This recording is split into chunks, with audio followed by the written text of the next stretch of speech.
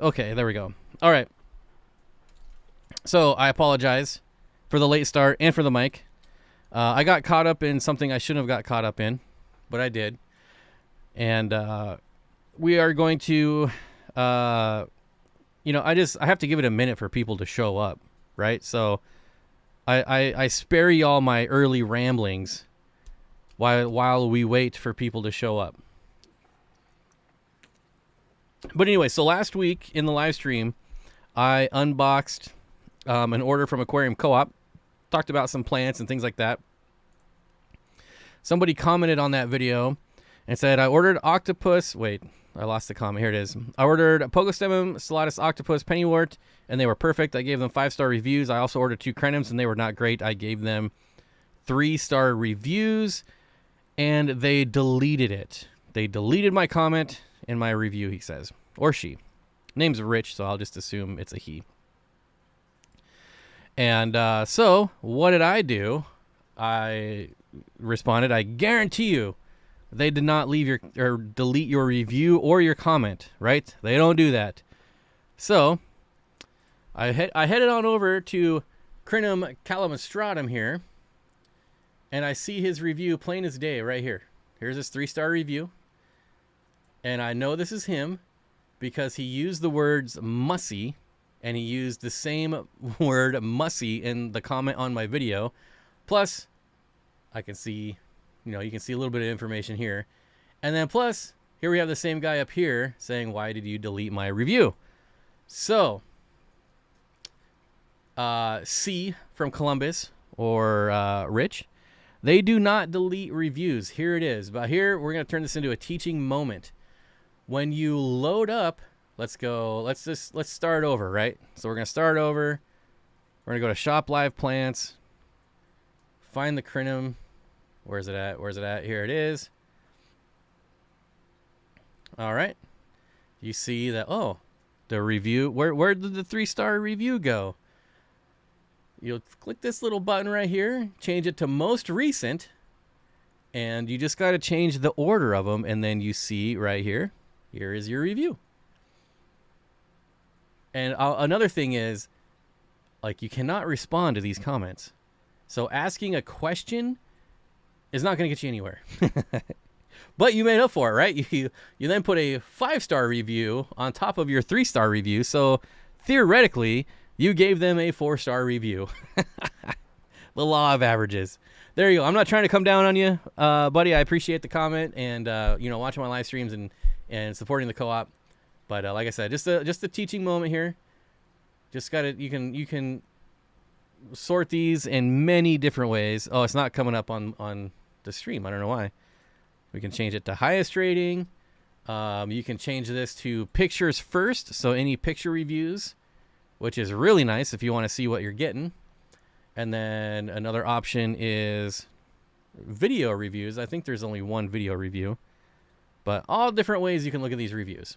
So if you're ever wondering, they never, ever, ever, ever delete comments. All right, there we go. There's our learning moment. And anyways, now we can start.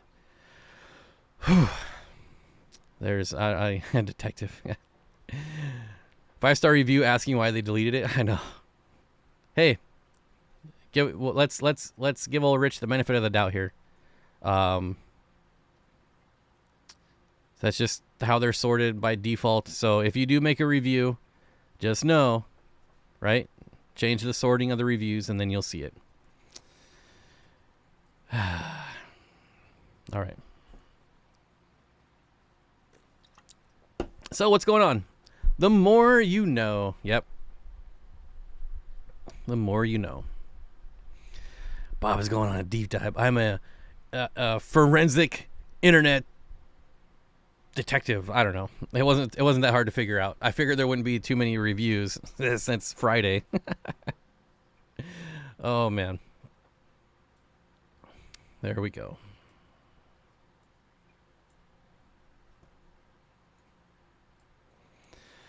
All right. Do we learn something new every day? Yep.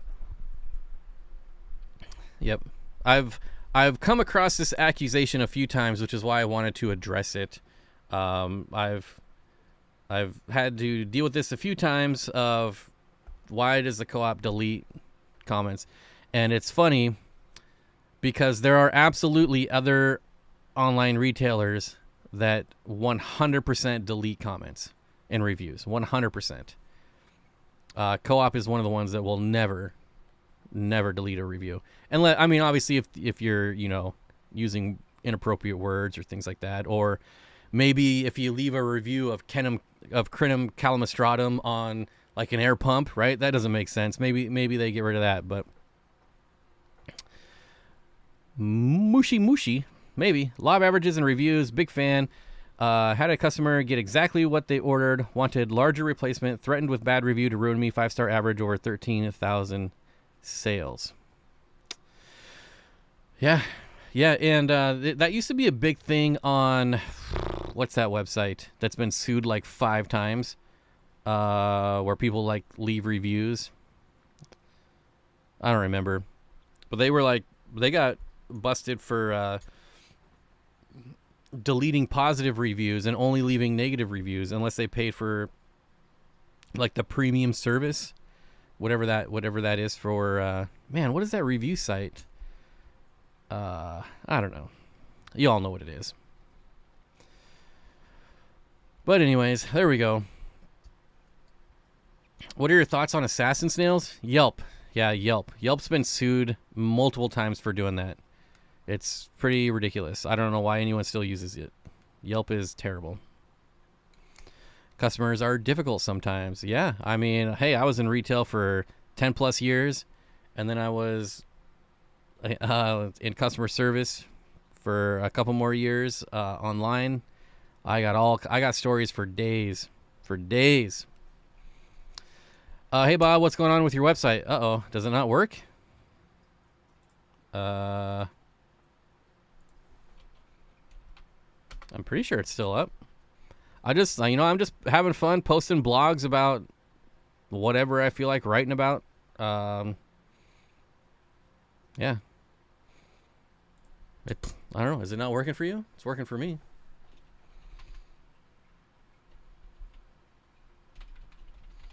I can tell you there's not much going on, but there is stuff going on, right?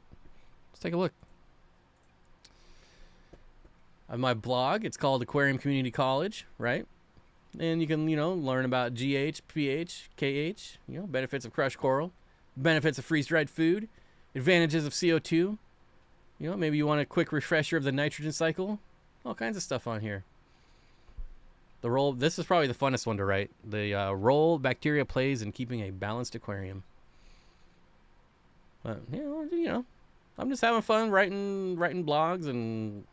I don't really have like a sorting system yet because Shopify doesn't make it easy, but we got a couple different options to choose from. I got to get some more care guides on there, but all this stuff takes time.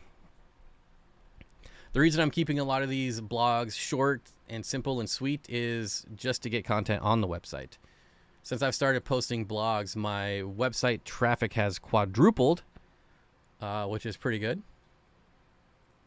And, yeah, so there you go. That's what's going on. Nothing too fancy schmancy. Nancy B in Tennessee says, 30 years in retail. I don't believe there's a story that would surprise me at this point. Yep.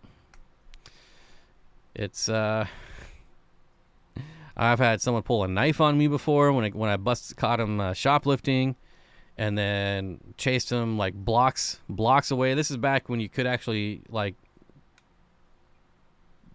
do stuff about it. Won't say what happened, but it got taken care of. Why don't you write newsletters for us? Because if I'm writing newsletters for anyone, it's going to be for me.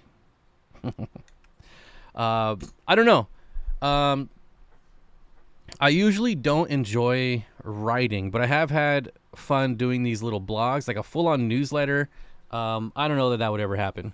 Honestly, it's definitely not my preferred method. Like, I would much rather make a video, and I probably will, to be honest. Like, maybe someday I'll make a video on the benefits of crushed coral in your aquarium, but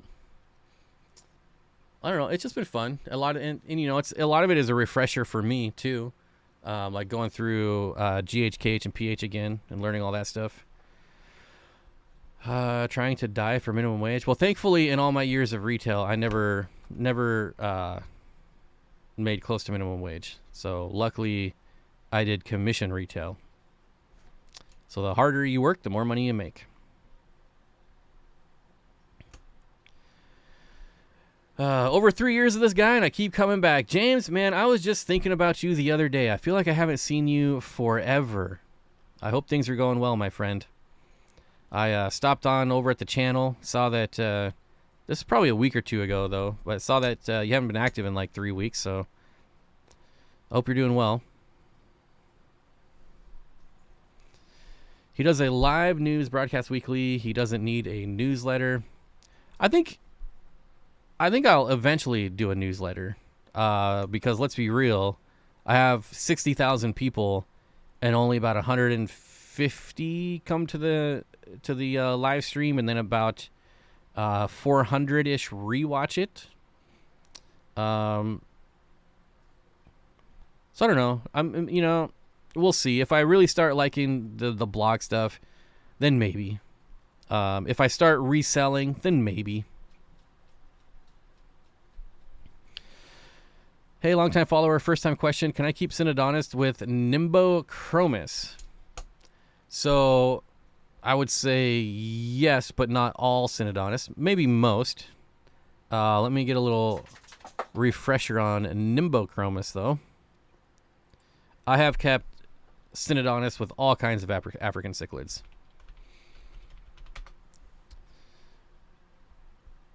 Venustus?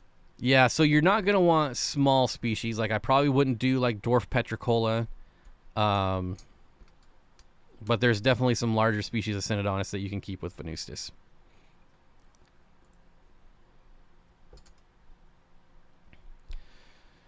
Bob, what do you know how to play?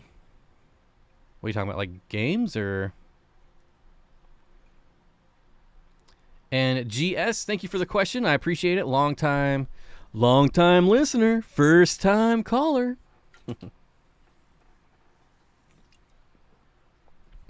I need a bigger desk.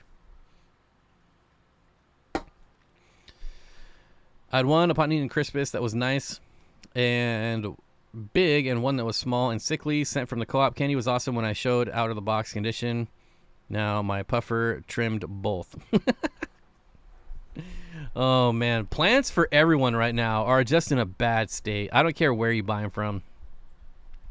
I've got some plants from a couple different sources, and it's just it's a tough game right now. The plants, there's not a lot to go around, and what is going around is probably not the best, to be honest. There's some good stuff out there.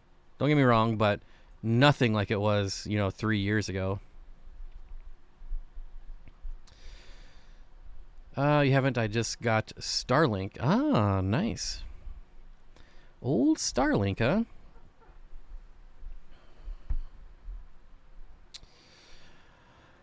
Spaghetti Rigetti. I just had spaghetti last night. It's Spaghetti Rigetti. Anyone know where that's from? One of the greatest movies of all time. One of the greatest. I don't want to call it a series, but so good. Both of them, the first and second one. One of my favorite all-time movies. One. Bring back Charles. Boy, there's someone I haven't talked to in a really, really long time.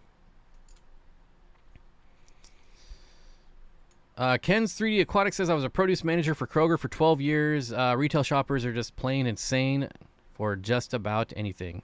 We'll throw a hissy fit over 2 cents. I mean, I'll be honest. Like, I do, if out of principle, right? So I threw a hissy fit just the other day over like 24 cents. But it's the principle.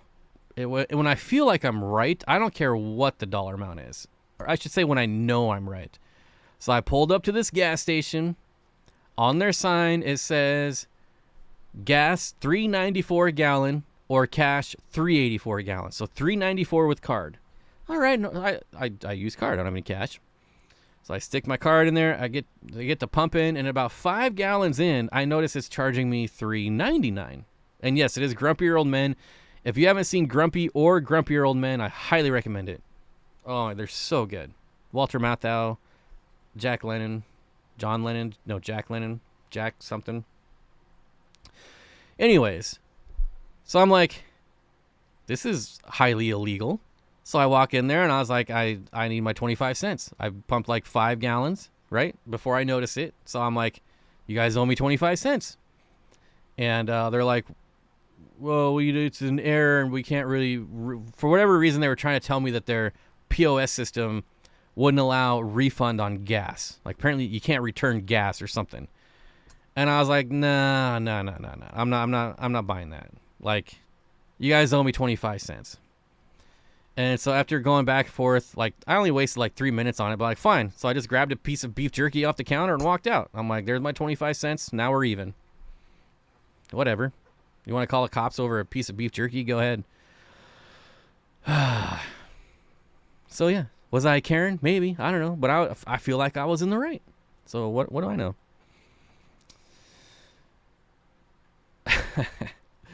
What should I check when I'm going to use a common stand is of pine wood? What should I check? The only thing I wouldn't do is particle board.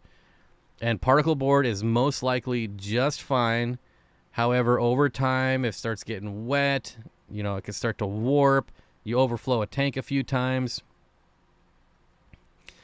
How much is your time worth? My time is worth nothing.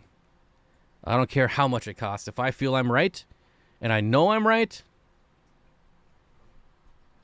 how much longer would I have stayed if they didn't have a piece of beef jerky for me to grab? I don't know.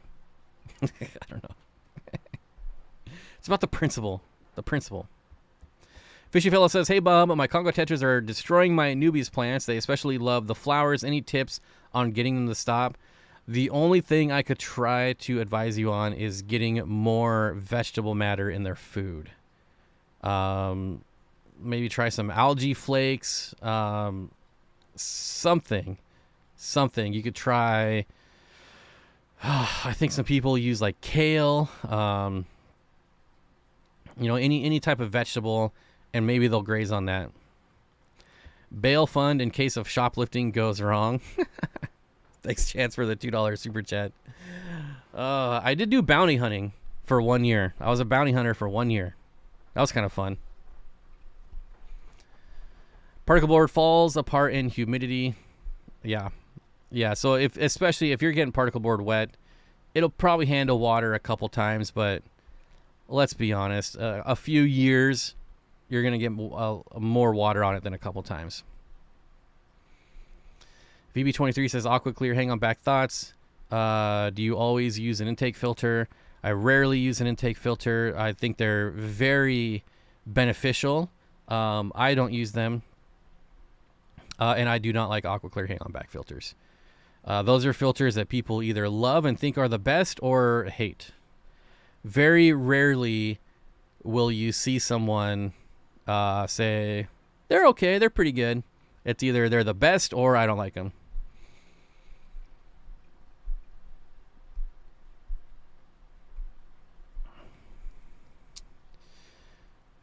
My therapist once asked if I wanted to be right or if I wanted to be happy. I told her I'm not happy unless I'm right. She's not my therapist anymore. Lewis, that's an excellent suggestion. I always forget about spirulina for some reason. But yeah, like if you can find spirulina flakes, spirulina pellets, I have had good luck going like the veggie route to keeping rainbows. There's a lot of rainbows that'll nip on plants. Usually when I see that, I just give them a little bit more vegetable matter. Spirulina will work wonders, though. I don't know why. I always forget about spirulina. Probably wouldn't even get the cops. Yeah. If cops show up for, it was like a 50-cent retail piece of beef. It was just one of those little, like, this size rounds, like, that you pick up out of the thing. A little co-op thing. It's probably a little bigger. What's your go-to hang-on back? Mine are Aquarium. But I don't use hang-on backs like they're supposed to be used. I only use hang-on backs for mechanical filtration. This is why I don't have intake sponges on them, because I want them to suck up all the crap. I don't want to have to be reaching in and cleaning off a sponge filter. So that's just me, right? We all have our own styles. I don't use hang-on back for biological. I don't use it for chemical. It is strictly mechanical for me. Which is why one of the reasons I like the Aquarium, because they have huge compartments. Like I keep looking over here because I have an Aquarium on my tank right here, but they have really big compartments in the back, so you can fit a lot of batting in there, which is what I use. I just go to the Walmart, I buy some batting, throw it all in the back, let it collect all the particles, and then just change it out every couple weeks. I don't have to go into the tank. Now, if I have small fish, slow-moving fish, or fry, then yes, absolutely, I'll use an intake sponge filter.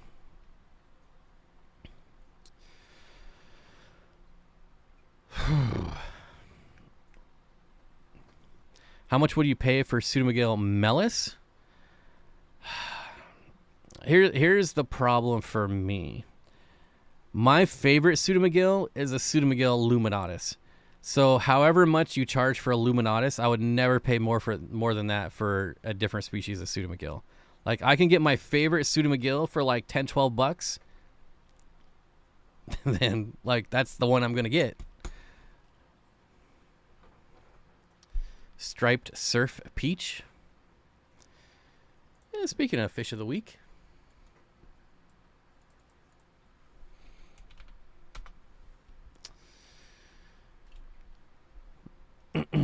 Black skirt tetras would nip my apple snails. Interesting. I don't know that I've ever had a tetra that has gone after snails before.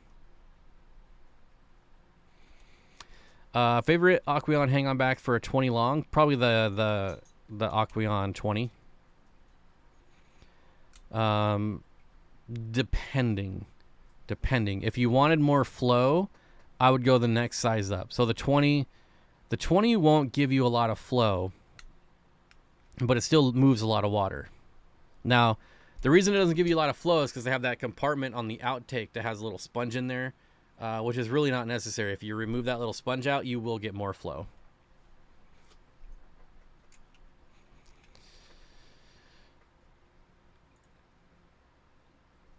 And Ginger Grumble, thank you so much. Don't forget to hit the like button. Every time you hit the like button, it should send out a notification. We get some more people in here. That would be great. Okay, serious question. I have my first pair of Episto triple reds breeding. Anything I should know? I provided a cave and there is fry hanging on the walls. Anything special you would suggest? So the main thing is I would watch the aggression between the female and the male. After spawning, the females can become super hyper aggressive and kill the males. That would be my biggest concern. The biggest thing I would look for. The fry are really easy to raise up. Not much to do there. Epistogrammas, they're usually really good parents, the females.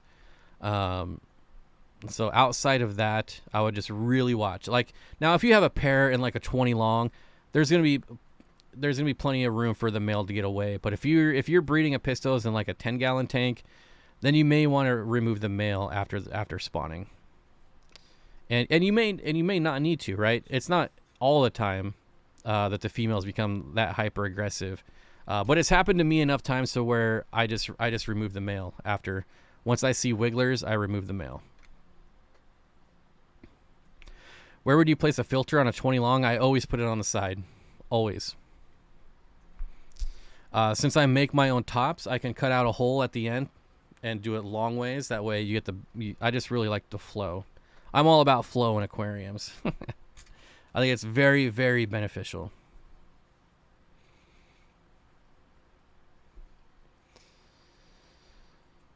Thanks, Bob. I'm looking for the flow, so I appreciate your answer. Yeah, so for me on the Aquariums, I always take that little piece of sponge filter.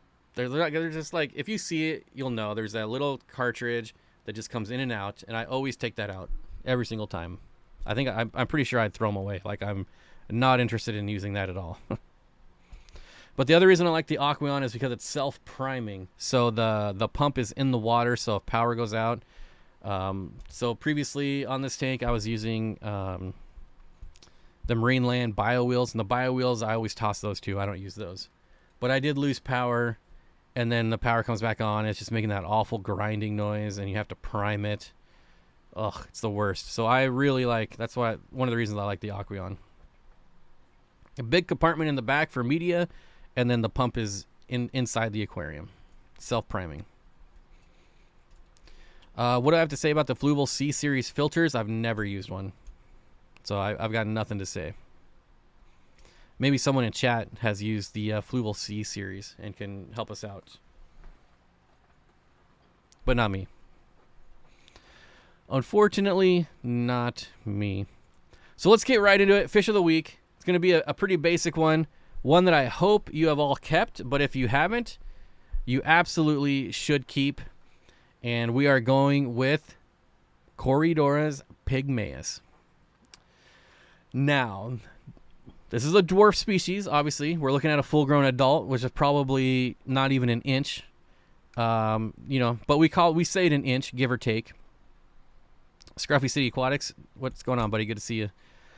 The nice thing about this Cory is it is one of the Corydoras that will hover mid-water column. And it's really cool to get like a group of 20 of these and watch them just hover. They're like little UFOs hovering all over your aquarium. Now, they will scavenge in the bottom as well, but you do get that additional interesting behavior of them hovering.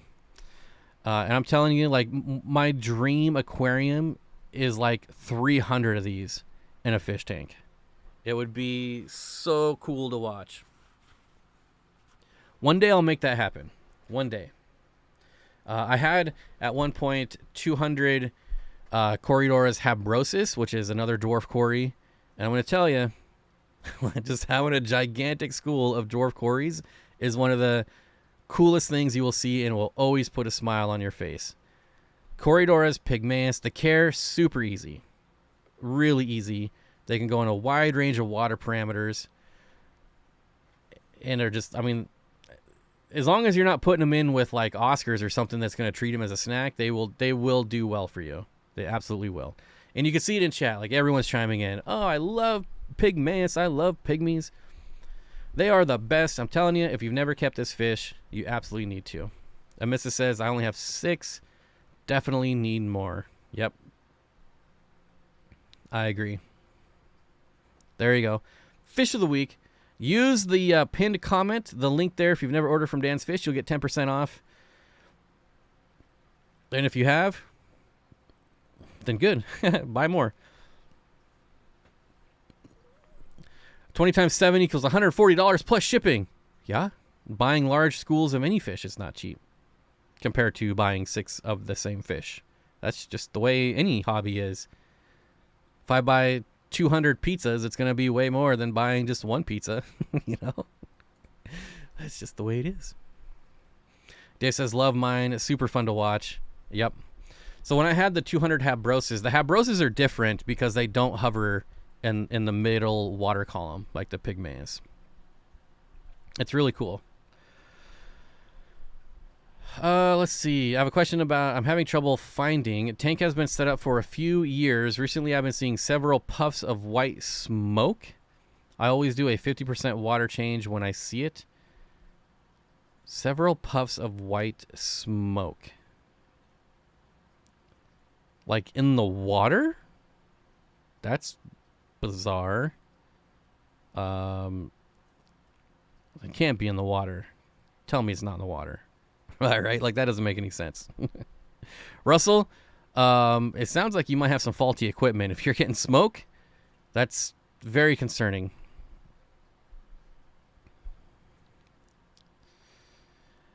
Silver Creek Aquatics says, do you like these standards or the spotted pygmy Corydoras more? Spotted pygmy Corydoras.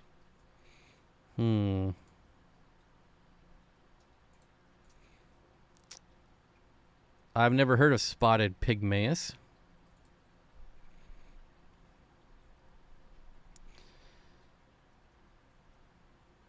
I'm I'm trying to Google it. Google doesn't know what it is either. Do you have a CW number? I don't know what a spotted pygmaeus is. Chances are I would love it. I mean, if it's a Corydora, I would love it. I've been resisting completing my dance fish order with pygmy cories all week. New local Austin, 200 pizzas. Am I right? Oh, pizza's so good. It's so good. Would the puffers mess with pygmy cories? So I would be very hesitant. They might become accidental snacks. That was the issue I had with my puffers and Corydoras. Is once you throw the food in there, for me it was a Mabu puffer, right? So I'm throwing in clams. Well, cories like clam meat too. So there was an occasional chomp of a Corydora. It's not that they went after him. It was just completely accidental. Wrong place at the wrong time. Looks exactly like smoke. That's really bizarre. I've never even heard of something like that.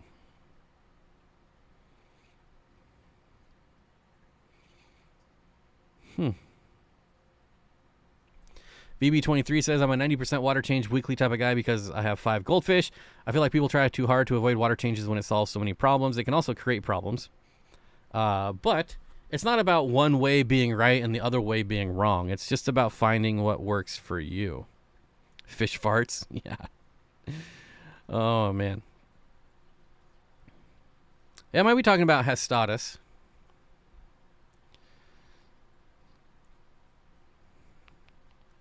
I would say Silver Creek, if you're talking about Corydoras, Hestatus, I would say I like Pygmaeus better. I think Hestatus look better, but they're way more fragile, which is why you don't see them as often. Pygmaeus are way more hardy. Cold pizza for breakfast. See, I will not eat cold pizza ever. That is so freaking disgusting. Like, never. I don't even reheat pizza. Like, if I get pizza and I don't eat it in one sitting, it goes in the trash. I won't save it. Like, reheated pizza is disgusting. Cold pizza is disgusting. The only good pizza is freshly baked pizza. I have a question that it won't let me type all in the info. Can I email it? Yeah, will I see it? No guarantees. I've been noticing a lot of stuff going in my spam filter, which I hardly ever check. But feel free to email, or you could, type it in 2 parts.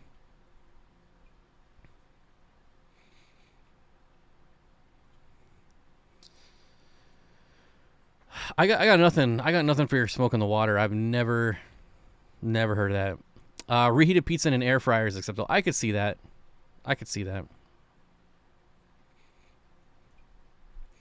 Why are CPDs expensive? I heard they are easy to breed. I would say that's pretty subjective. However, they are a very popular fish, and I don't think they're bred in numbers to keep the price down. I dare you to air fry your next reheated slice of pizza. I bet it would still be good, honestly. I mean, I have recooked pizza in an oven, like back when I was like dirt poor, living on the streets, basically. And I found a box of pizza on the side of the road. You put it in an oven, and at least it's consumable.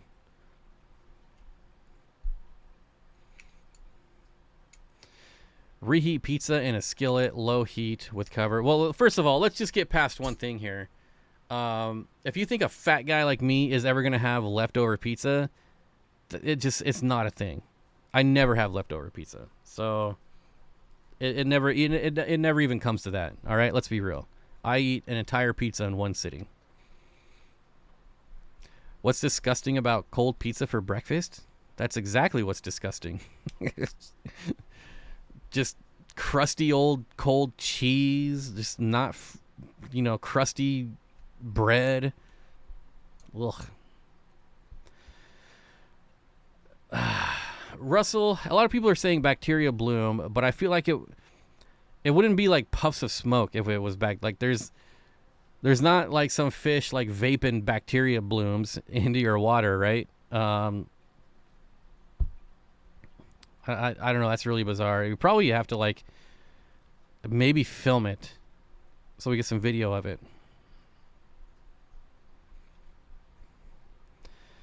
Now that everyone's mad at me for not liking reheated pizza, I apologize for not liking cold or reheated pizza. But it's friggin' gross, so deal with it. If you like gross old food, more power to you. Oh, man. Okay, let me check my email. We'll see if you're emailing me right now.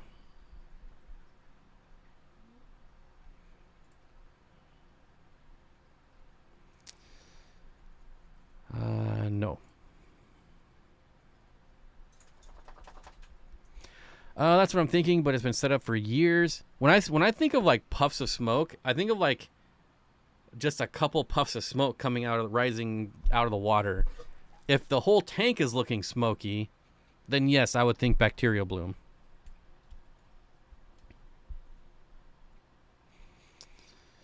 I have 2 albino cories, 2 to 3 years old, from a community tank. Went fish crazy last summer and realized I had a male and female. Moved them to a 20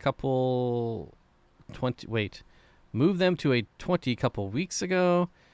They have spawned twice. No good eggs. Do I have to work through some bad eggs in the female? Do I have to work through some... if you only have like one female, she may just be infertile. I mean, not all fish are fertile. I would say like most are, but it's certainly not out of the realms of possibility to have an infertile female or male for that matter, right? It could be either. This is why, like, if you usually want like 6, right? So with 6 Corydoras, you're pretty much gonna get fertile eggs. No, it's in the lower part of the water column. It stumped me too. Do you have like a freshwater clam in there? And its little, whatever it's called thing is like puffing out? I don't know.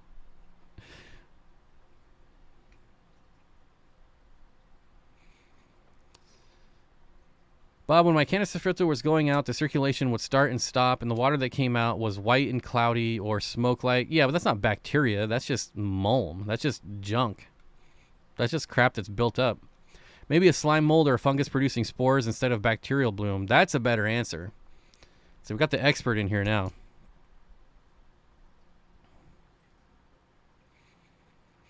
Well, if you hadn't already used up all the fish talk in the member stream, we wouldn't have to discuss pizza. I know. It's so bizarre to talk about fish in the member stream, I'm telling you. Aquatic Moose says, yes, probably a fungus. Only floating plants and easy green. I think fungus makes way more sense.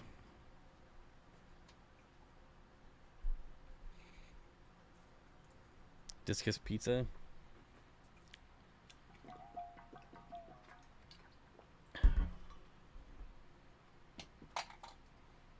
No.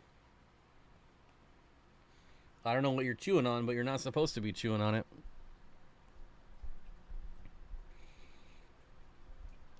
Is there any scientific data about ick dormancy? Can it live without a host for years? If there is, I don't know about it. There's plenty of... It's kind of a weird concept to think about. Like, it just spontaneously arrives, right? There's so many things that just... immaculate conception, I don't know.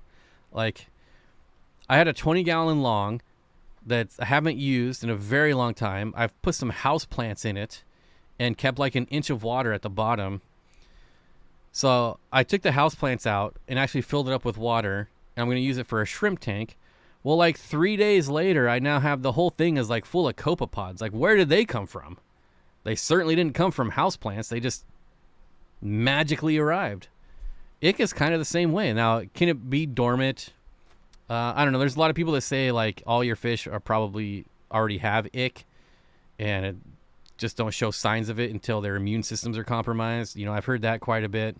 I'm certainly not a fish disease expert, so I'm not going to claim to know one way or the other, but I think it is interesting to think about how a lot of this stuff just magically shows up from essentially nowhere. Bob, you have said to keep pea puffers in groups. What's the best combo for a 20 long? I mean, I would do it like a dozen. And that's just where I would start. I would get like a dozen and see how that plays out. Because I kept 20 in a 20-gallon tall, and I didn't have any issues at all.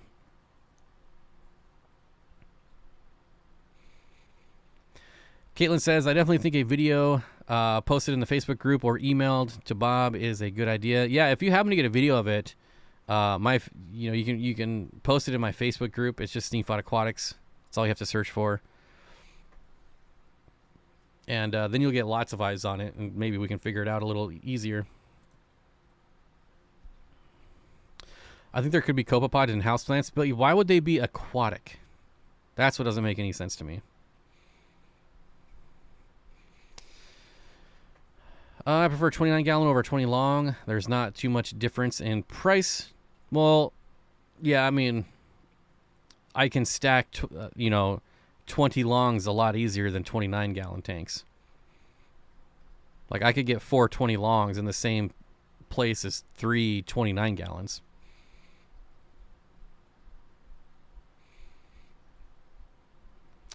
Matt says, do all mature rainbow fish get the tall body and little pinched head look? Nope. Do a lot, yes, but not all. Same thing as duckweed. A friend of mine had some totally dried duckweed get blown across the room when a door opened and it came up into the tanks and landed. I'm sure it probably came back to life too, right?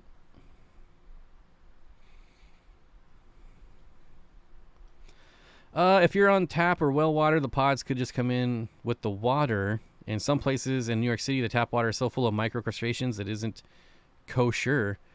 That's so disgusting. Like, people, if you're still drinking tap water, I would just do anything possible to stop. Like, tap water is so disgusting. So disgusting. Can they not be both? Usually not. There are terrestrial and aquatic, but I don't know of any that are both. That's not to say they don't exist, but I've never come across or read about one that's both terrestrial and aquatic.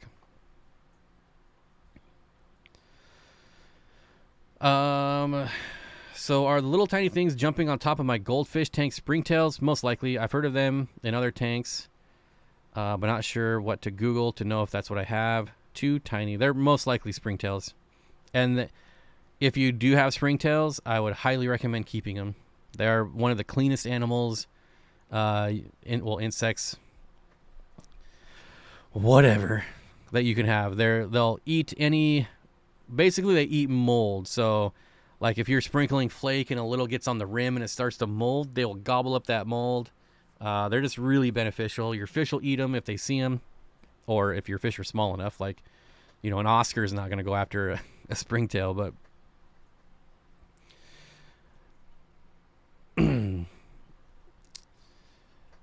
moose spider mites are the devil. Well, yeah.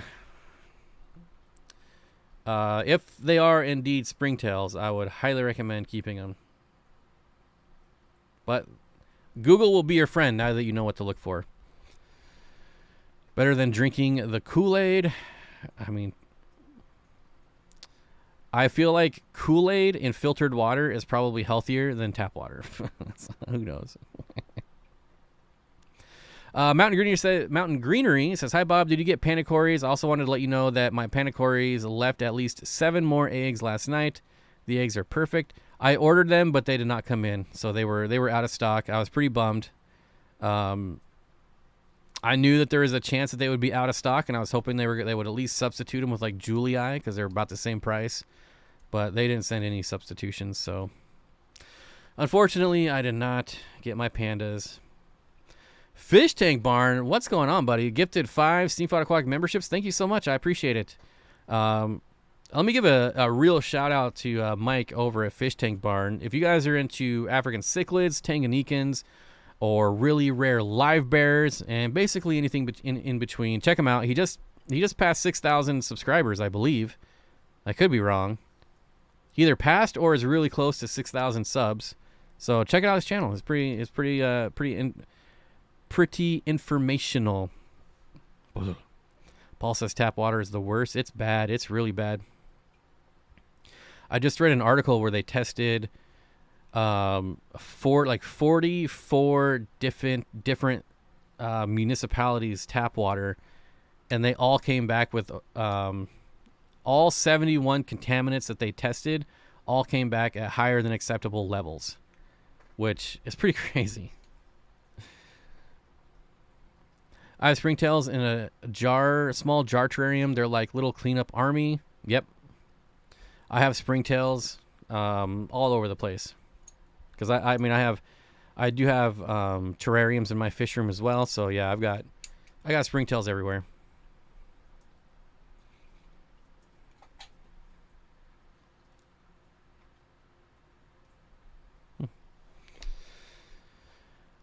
Mike says just past 6K. That's what 6K. That's what I thought. Awesome. Houston Hobby says I rescued 3 4-inch algae eaters for free with a Craigslist aquarium. Would you recommend a species only setup? Heard lots of negatives and don't wish to have them in my community tank after Google. You can get friendly algae eaters. It's really going to depend on if they're Chinese or Siamese. Like Chinese algae eaters are pretty much always jerks. Siamese algae eaters are generally okay until they're like fully mature, full grown. Then it's a possibility that they could be jerks. But if you have the tank space, like the extra tanks, then yeah, I mean, do a species only tank. You know, it might be kind of fun. Hip Hop Hillbilly, welcome to the stream. Better late than never. RO will dehydrate you. Yeah, don't drink RO water. You can drink RO or distilled water, but you need to re-add minerals to it, right? If you're drinking that, it's going to basically suck all the minerals out of your bones. It's very fascinating if you read about it. If you have springtails everywhere, is there an easy way to collect them to feed to your fish? How would I do that? I don't know that there'd be an easy way. Springtails eat detritus and mold. Spider bites eat frog bit. You could maybe set up a container with like yeast flakes in it, possibly, and that might attract them. I feed my springtails yeast. That might do it. I don't know. Like in my fish room, there's no shortage of fish food scattered all over the place. So I don't know that it would work in my room, but that might work.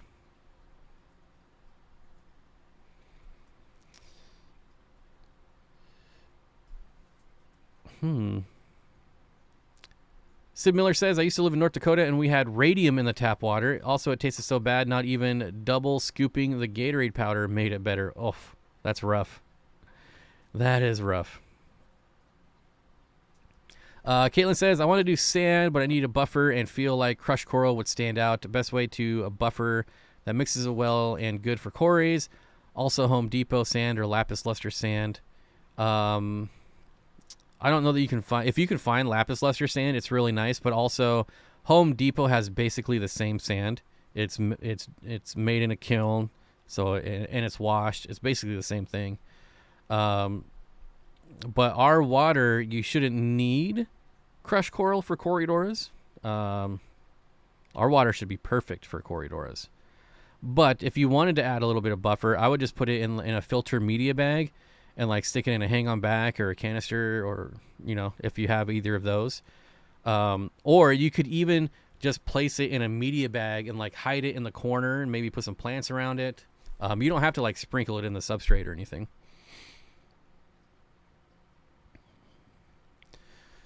El's Fish Tank says, I have 2 Chinese algae eaters, a 4-inch and a 5, and they have yet to give me any grief. Yeah, I mean, it's like I said, there's no guarantee that they're going to be aggressive. It's just what they're known for. There's certainly exceptions to the rules. There are aquatic mites, too, not to scare you. They're parasitic, and fish love to eat them.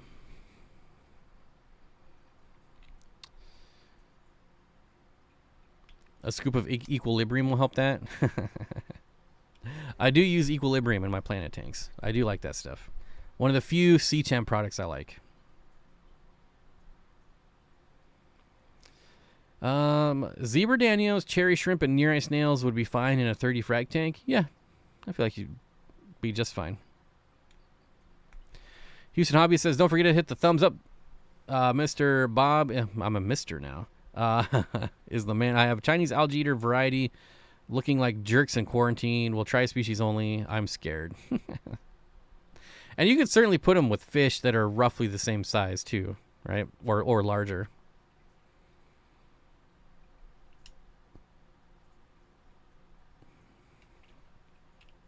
I feel like if you're going to drink tap water, Seattle is some of the best. Ooh, I would not touch.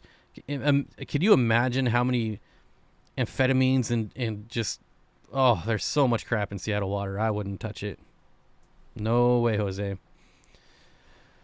I've been feeding golden pearls fry food on occasion to help get the fish onto the pattern of small mites. Interesting.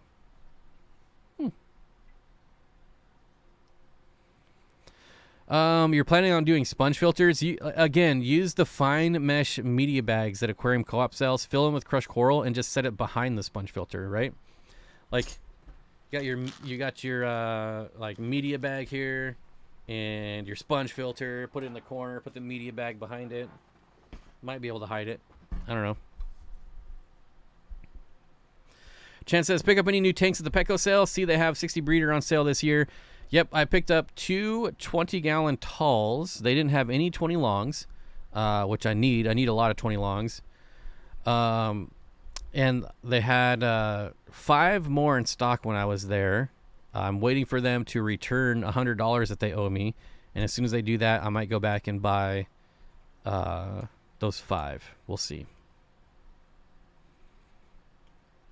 What are the best fish for 10-gallon tanks? I don't want a fish that gets too big. Jennifer, you need to go watch the video that I put out this weekend. It is specifically for fish for a 10-gallon tank.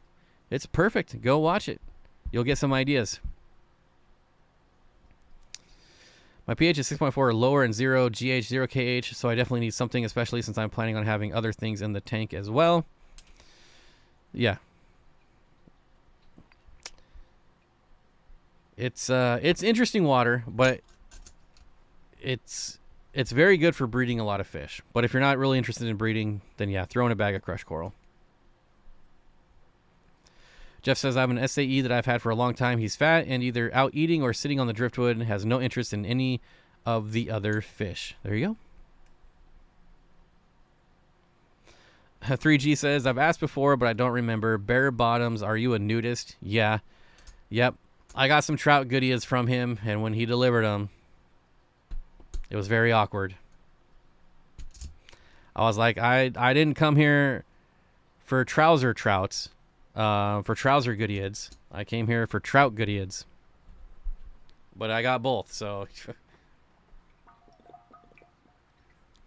what are you going to do? They were free. I couldn't complain.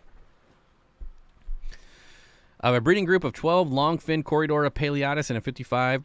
Would a decent group of rainbows do well with them or just leave it species only? I mean, that's up to you. Rainbows would absolutely do well with any Corridoras.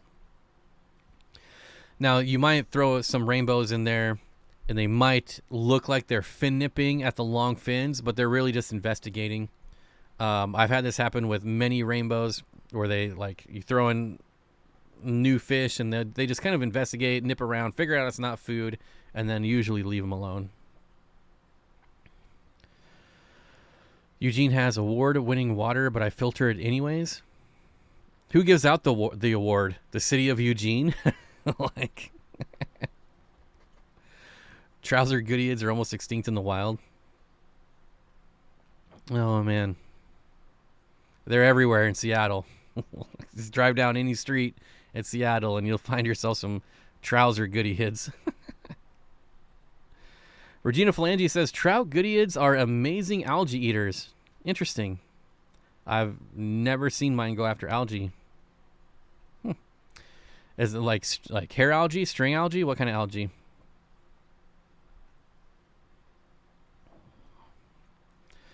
Somebody needs to put Aquarium out of business with some year-round, affordably priced tanks in the hobby. That's never going to happen. Like, Petco is selling them cheaper than what local fish stores can buy them for. So that's never going to happen. What are a couple good ways to get rid of pest snails? I know they can be beneficial, but they are too much. Well, one, you could stop feeding so much, right? Eliminate their food supply. But two, you can get some loaches. Loaches are awesome. They're bottom dwellers, and not all of them eat snails, but get yourself some dwarf chain loaches, which they're a cool fish anyways. Pick up 4 or 5 of those, maybe 6, depending. I don't know how big your tank is, but over time, your snail problem will go away. My biggest concern is no buffer, since so swings and pH worry me since it's already so low. Should I be concerned as I am? No. Nope. You really shouldn't. Like, I was on your water for 10 years, and I wouldn't stress out about it as much as you are. The only time I would see you getting pH swings is from poor maintenance, right? So you're not doing your water changes. You're not getting rid of dying organics, like if you have plants dying off. That could be an issue if you're just leaving the dead plants in there. Oh, Mandy, you're the best mod ever. Blackbeard algae, green algae, all kinds, but they also rip up fine leaf plants in the process. I think yours are just angry. Mine don't touch any of the stem plants. They don't touch any of the algae. You just got an angry group of trout idiots.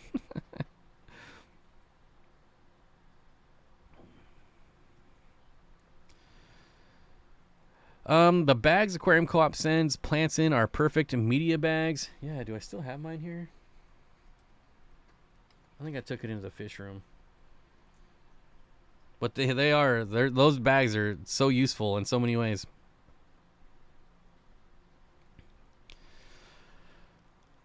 Like the hovering zebra loaches we have. Zebra loaches like demolish snails. If you've got a bigger tank like 40 or 55 or bigger, like I would absolutely do zebra loaches. SoFlo Cichlids asking an impossible question, but hopefully we can narrow it down a little bit. How many Tanganyikans in a 40 breeder with adequate rock work? So you got to narrow it down.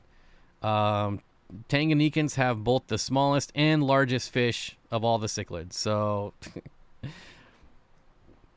like your emperor cichlids are not going to fit. Not emperor. What's the big one? Is it emperor? No. Now I forget. It might be emperor, but. There's cichlids in Lake Tanganyika that are like 50 pounds. So, and then you have shell dwellers. So you got to narrow it down. Like, what species of Tanganyikan fish? They aren't that angry because they breed like rabbits. That's funny. Is it problematic to leave dead snail shells in the tank? Usually not. It's just calcium.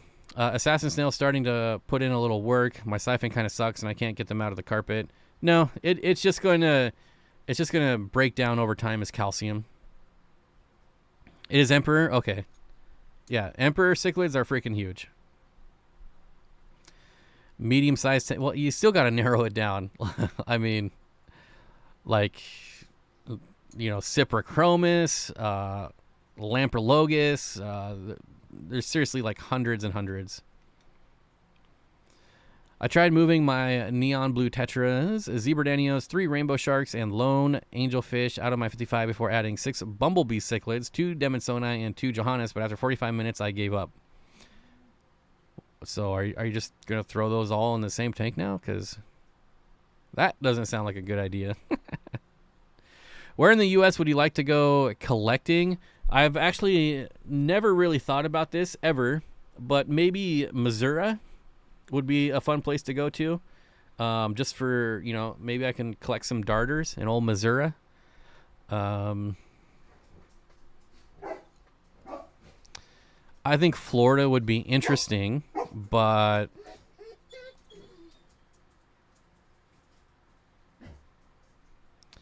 I don't know that I'd want to go to Florida to collect fish. Although it would be fun to go see wild fish tanks and go collecting with him. I think I'd pick Missouri.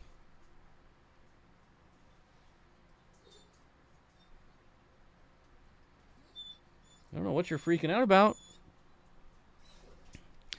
Julia's, Lelupi, Calvis, Burchardi. So I wouldn't do Burchardi. I would never do Burchardi. Unless you're doing like a species-only tank, Burchardi are going to take over the entire tank. But Julie's, Lelupi, and Calvis are all kind of rock dwellers. Not necessarily Lelupi. But you could do Julie's and Calvis if you have a lot of rock work. Lelupi will go on the rocks, but most of the time they're going to be hanging outside of the rocks. And you could probably do the Calvis. You're going to get pretty good size. There's some you could do like the dwarf Sambu or Sumbu, get a little bit smaller. I don't remember exactly the name, but something like that. And Julie's you could probably do 6 of, but all of those are going to breed, so you're going to end up with more eventually. But the Burchardi is the only thing I would stay away from. If you ever go to like any like public aquarium that has like a lake Tanganyika tank and they put Burchardi in, eventually they have like 500 Burchardi and nothing else. All right, these dogs are freaking out. I'll be right back.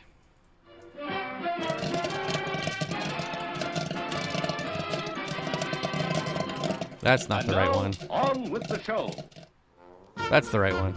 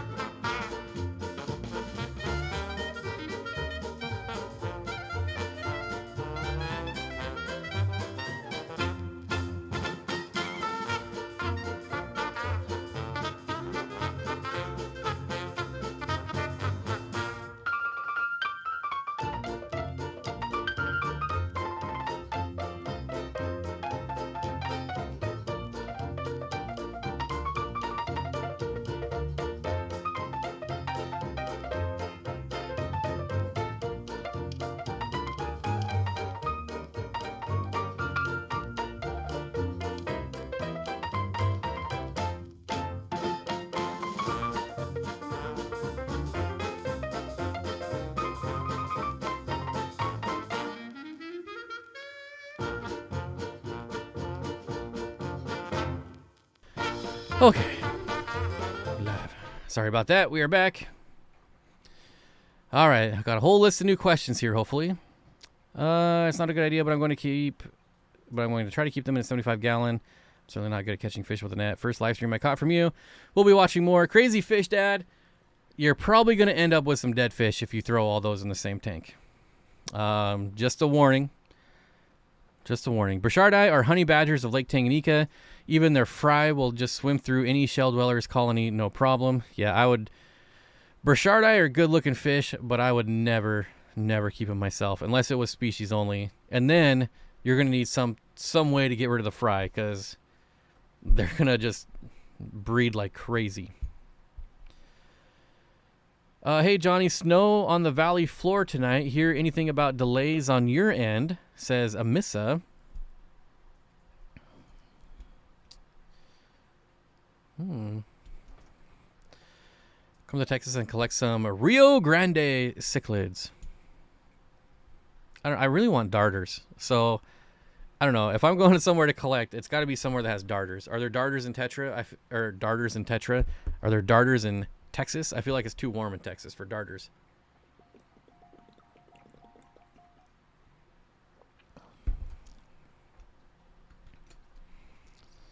Turn out all the lights and come back later with a flashlight, and they'll lay on the bottom. Easy picking. Yeah, some tricks to catching fish would be at night with the lights off, or with food. Try to tempt them into your net with food. Holy smokes, it's Toots Fish Forum. What's going on, Flynn? I was just thinking about you the other day. Decided to stalk you on Facebook and look at all your travels. I hope you're doing well, my friend. Good to see you. 3G says, sitting on about 100 Burchardii juveniles as we stream. Yeah. Exactly. SoFlo6 says, I only kept one of each species, and even then the Burchardii was a menace. Had to rehome him. I miss him dearly. Tank is much more peaceful now, and I'm looking to stock some other things in the 40 breeder. Yeah. They're just... That's just the way they are. Wait a minute. What's going on? I'm off to the warehouse. Got some fish coming in. Pony Girl says, I hope to see some Luminatus in that order. I don't know about Luminatus, but I do know of some Cories. Some Cories that are in that order. I don't know if I'm allowed to say, so I won't. But I know some people, one person specifically that's going to be happy.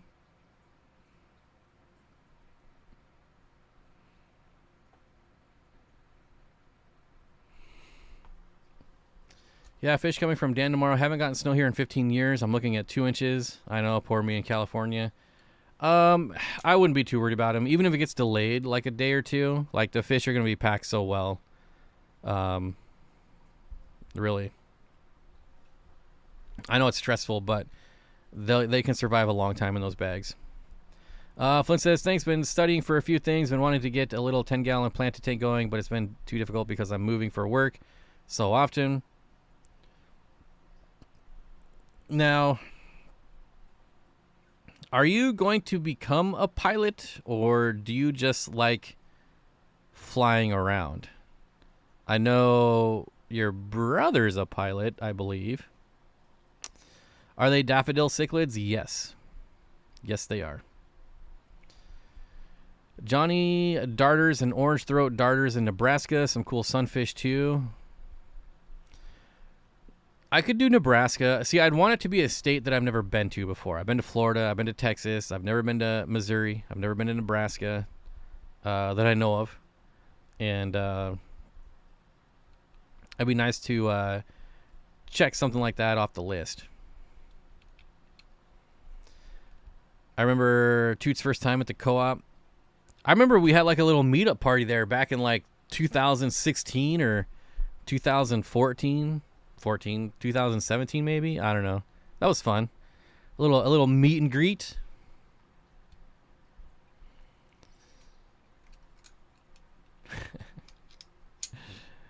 Check Indian butter. Oh, you're not talking to me.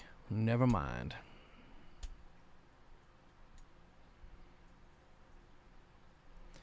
Kenny at Aquarium Biotope Creations has some darters that are colored up. They are really cool. Also, Alabama has the highest number of species, or so I've been told. Alabama would be another good one. See, I go to Missouri because I'm pretty sure that's where Steenfott Aquatics is. So I know I would have someone to go collecting fish with her and her husband. So that's like the advantage there. I don't know that I know anyone. Yeah,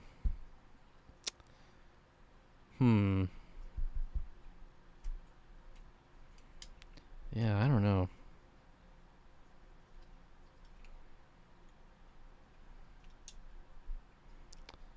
I do know people in Nebraska. I'm sure. Do I know anyone in Alabama? I don't think so.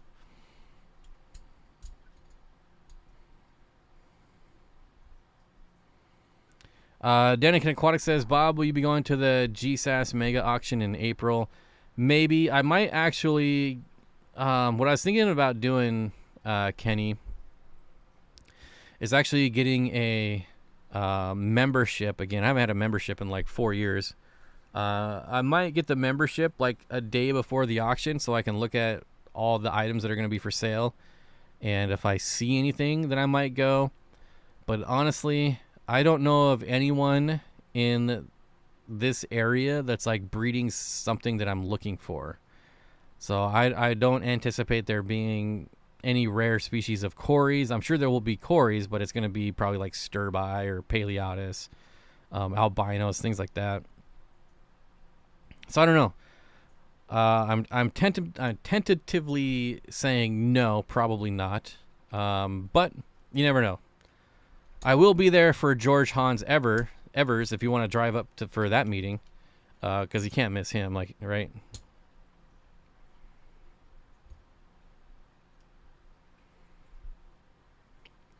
Alabama is where Susan is.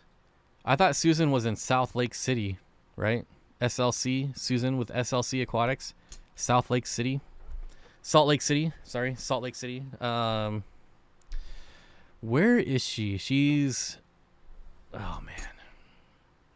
Is she lurking? I feel like she would have chimed in by now. No, she's not lurking. Fish Room ABQ. Hey, buddy. Good to see you. Bare Bottoms Aquariums. Always getting his free memberships. That's what happens when you're active in chat. You get free memberships. Susan. Oh, Susan. Where are you at, Susan? Let's see.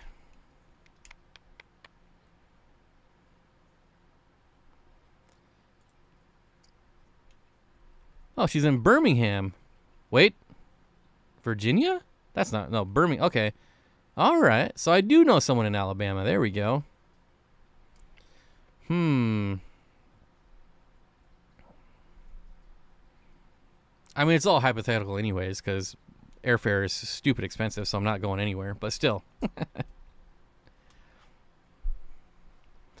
It's a real shame that you can't actually collect anything from Tennessee. They have some really cool natives. That's definitely a place I need to go very soon. Well, not very soon, but at some point. Like, there's so many fish people in Tennessee, it's ridiculous.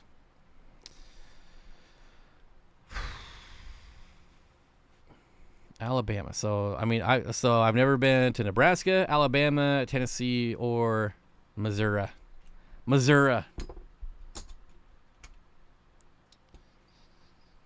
Cribs are one of the easiest fish to breed.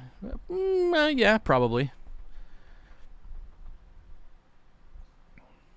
Fish Room ABQ, thank you so much for gifting one membership. I appreciate it. That's 6 new members this stream. Don't forget, we do the members only stream at 3:30 p.m. PST every Monday. Fish people in Tennessee, you say? Yeah, there is a lot of you. It's almost like you guys should have your own club. These dogs are up to no good, I'm telling you. I don't know what they're doing, but all 3 of my dogs look insanely guilty right now. L Fish Tank says, when I'm rich, I want to do a Lake Erie native tank. Don't forget Iowa. Yeah, never been there either. Well, there's so many states I haven't been to. That's crazy. I feel like I've been to a lot of states, but there's still so many. So many I haven't been to. Get to a certain spots on the Missouri River, and paddlefish are really fun to observe. Gar galore. Seeing a school of 1,000 bighead carp is a sight to see, and even more fun to fling arrows at. All right.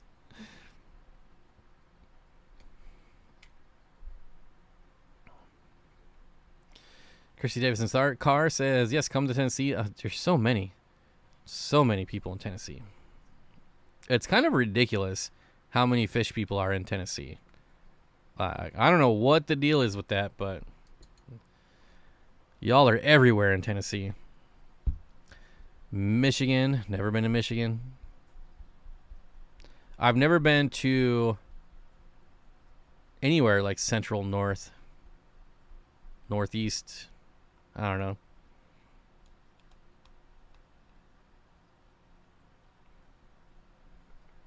You're always welcome here in New Mexico. I do. I really want to go to Dulce, New Mexico. How far away are you from Dulce? I really want to go there.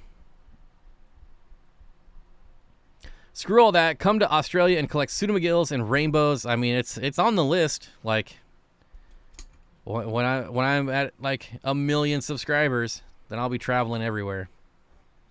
But at this rate, I'll be dead first. Tennessee is where all the cool fish people live. Did you just say that I'm not cool, Tiffany? That one hurts. That one cuts me deep.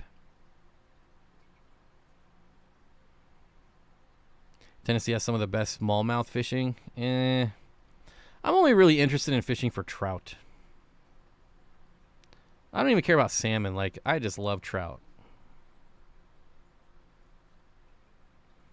I would totally love to see a fish tank barn tour from you, Bob.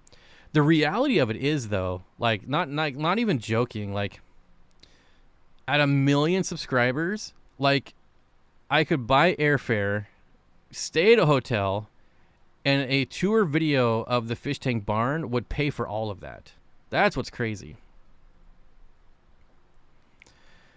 So all you Tennessee fish people, how do I find clubs? Well, you put on your skimpiest outfit, and you walk down Main Street, and you listen for the music. Listen for some techno. What is the 10% off discount for Dan? It's for new customers only. If you've never bought fish from Dan, you can click on my link, and you'll get 10% off your very first order. Fly fishing for brown trout in Arkansas River in Colorado. Arkansas River in Colorado. I mean, I'd fish for trout anywhere. I don't know. I've never met a trout that I didn't like. I really love cutthroat trout. I love rainbow trout. Brook trout is just too small, but still good. Dude, if you come up here for the fish tank barn, we need to meet up for dinner. Well, we could probably get you an invite to the barn too. Just saying. I mean, I don't want to like speak for Mike, but I need to go to Kang Lee's store as well. So Minnesota.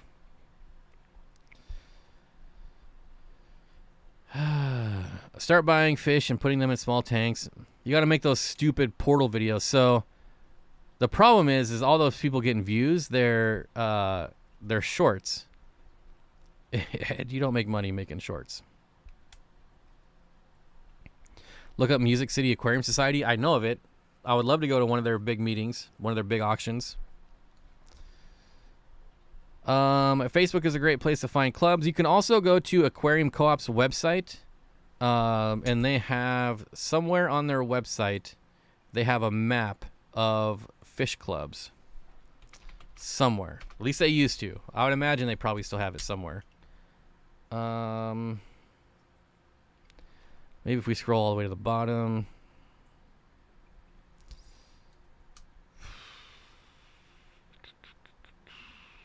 Local aquarium clubs. Here we go.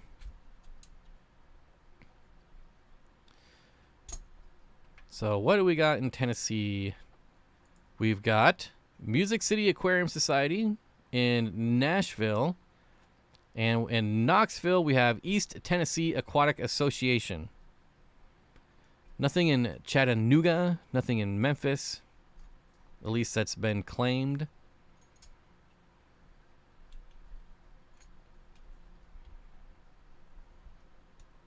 One in Louisville, if you want to go north.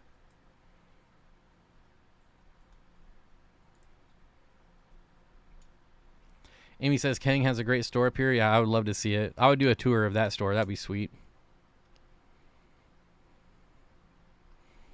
Regina Phalange says, it's funny that my friend saw my trout goodeids and said they look like little trouts. She didn't know what they were called. That's honestly one of the reasons why they were some of my favorite fish. Chattanooga had a club, so they don't anymore. So do I check every month hoping one will pop up near me. There you go. There's the club page. Thank you, old Zenny. I appreciate it. Minnesota is where it's at, just saying. And yes, we talk like that. Minnesota. Minnesota. Best trout fishing I've seen was in the mountains of Colorado, while elk hunting Cutthroats, graylings, rainbows. Mike, I just got back into fishing last year, and I haven't gone fishing in like 20 years. But last year, man, I probably ate. Last summer, I probably ate close to like 100 rainbow trout. Oh man, and only a couple of them weren't farm bred. That's what sucks. Most of them are just farm bred, which they don't taste that good. I mean, they taste good enough that, you know, it's better than not having them, but still. Going up in the mountains and catching a trout tastes so much better. Atkins Nature Aquariums, what's going on, buddy? Good to see you. That was Chattanooga has a club. Well, they need to get on this map then. Like, what are they waiting for? Where's the most obscure club? Is there one in Hawaii? No, they don't care about fish. Is there one in Alaska? No.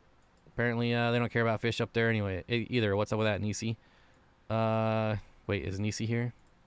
Is Nisi lurking? Wait. Nope. But Night Owl Aquatics is lurking.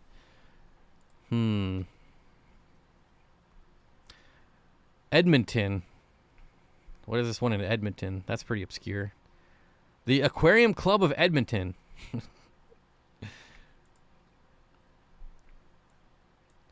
You know, I've never been to the Vancouver. And I'm probably closer to the Vancouver Club than I am to the Seattle Club. That's pretty close. Vancouver Aquatic Hobbyist Society. What else we got? Oh, what's this one way up here on Lake Superior? Aquarium Society at Michigan Tech. All right. Apparently the college there has its own aquarium society. 4 clubs in Detroit. 5. Wait. 1, 2, 3, 4, 5, 6, 7. How is there 7 aquarium clubs in Detroit? That blows my mind. Motor City Aquarium Society. Okay. What's this one? Greater Detroit Aquarium Society. Wait. Why is there multiple locations? The Windsor Aquarium Society? Oh, these guys are cheating. Michigan Cichlid Association. Okay, so 3 of the 7 are the same club. Cheaters. Buffalo. Tropical Fish Club of Erie County.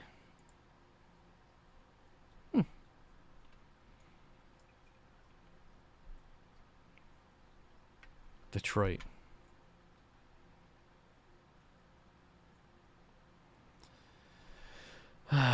Could you easily get fish over the border, though? Oh, yeah. Easily. I've gotten much worse over the border. I can't imagine fish being that hard. Houston has one main club, but it's so old man-centric that I don't feel welcome. I wish there was more in a city this friggin' big. Well, maybe when you get to San Antonio's level, because apparently that's the 5th largest city in the U.S. Learned that last week on the stream.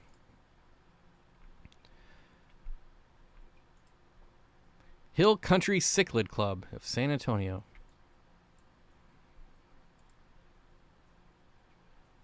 Wait, where are you? Houston? Where's Houston? Let's go up to Houston. Your Houston one is not even on the list. I feel like this map should be updated, but if no one's like reaching out to the co-op to get their club on the list, how are they supposed to know? Oh, wow, we can go over to Europe, too. Look at that. I had no idea. I have no idea what those consonants and vowels are, but where is this? Sweden? Sweden has 2 aquariums. Sweden, y'all got some crazy words over there, I'm just saying. What about Australia? Sydney? New South Wales Cichlid Society. And what is this? Perth? Gotta zoom in a little bit. Yep, Perth. Perth Cichlid Society. Man, y'all in Australia only have cichlid associations? Like, where's all the rainbow fish clubs? That's disappointing. Anything in Uruguay? That's where I want to move. Let's get over to Uruguay here. I see lots of opportunity. There's no aquarium societies in Uruguay. That's where I'm going to end up one day. An old man puttering down in Uruguay. Swimming in the Atlantic.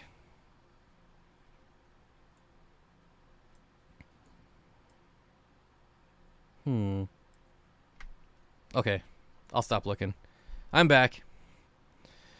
Houston is the 4th largest city. That's funny. I'm in San Antonio and we don't have fish clubs. We have like 1 million more people in San Antonio. Well,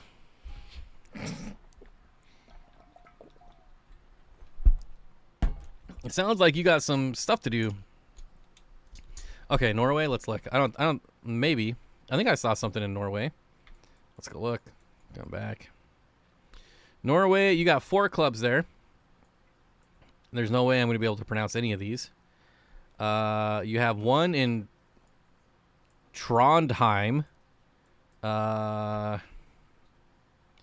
You have one in... Oh my gosh. One in Bergen. Okay. And then you have one in Oslo. And one in Bjorkenlangen. Bjorkenlangen. I don't know. You got 4 in Norway, though. That's pretty good. There's only 2 in the United Kingdom. Suckers. Yee. Okay, now I'm back for reals. I need a maid. How much does it pay? We have an Engfa one. Engfa is like the one. That's true. I don't know why Engfa's not on that map. It should be.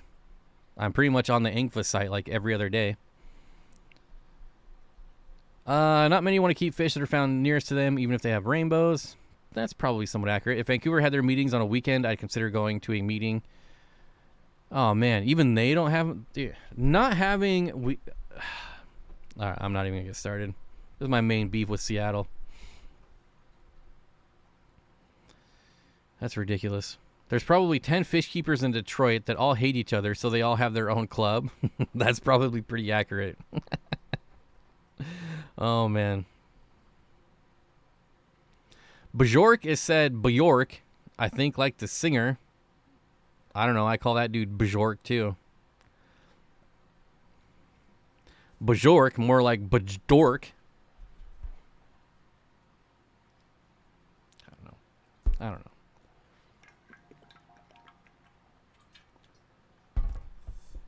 I'm starting to get hungry. Wait, you can see Aussie clubs on the co-op website? There's only 2 of them, but yeah. I would love to go to an Engfa meeting.